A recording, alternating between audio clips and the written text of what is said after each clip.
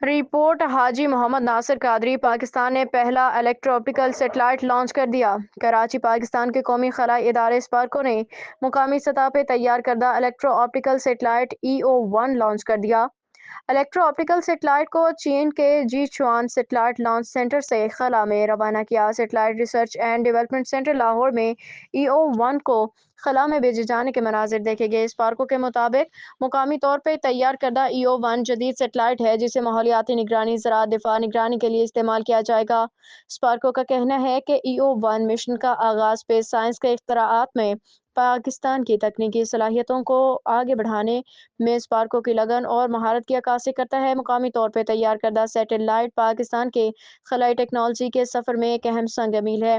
اس سے قبل مئی 2024 میں پاکستان کا پہلا ملٹی مشن سیٹلائٹ پاک سیٹ MM-1 چین کے شیانگ سیٹلائٹ لانچ سینٹر سے لانچ کیا گیا تھا۔